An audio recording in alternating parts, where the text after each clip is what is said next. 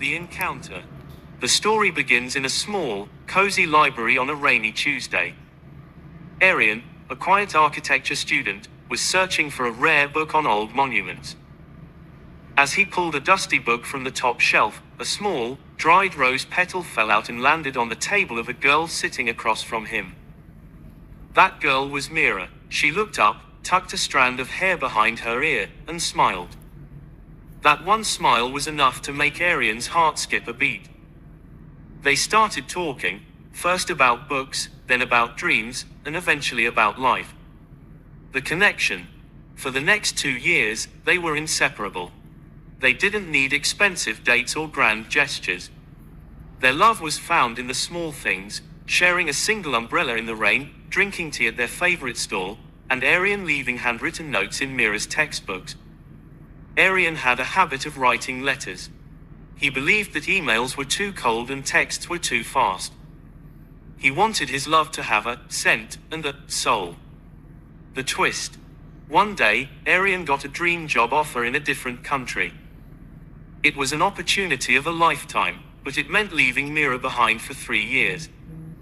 On the night before his flight, they sat at their favorite park bench. Arian handed her an envelope. "Mira, I haven't finished this letter yet.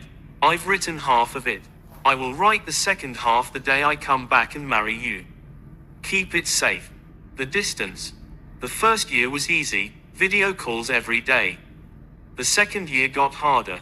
Time zones, busy schedules, and life started getting in the way. Slowly, the calls became shorter, and the silence became longer. One day, due to a huge misunderstanding and a moment of ego, they stopped talking altogether. 3 years passed. Mira moved to a new city, but she kept that unfinished letter in her bedside drawer. She never opened it, fearing the pain it would bring. The reunion. One afternoon, Mira was at a local art gallery. She stopped in front of a painting of a familiar park bench under a rainy sky. "The light in that painting is exactly how I remember it," a voice said behind her. She froze. It was Arian. He looked older, his eyes a bit tired, but his gaze was still the same. "You never called," she whispered, her eyes filling with tears. "I thought you had moved on," he replied softly.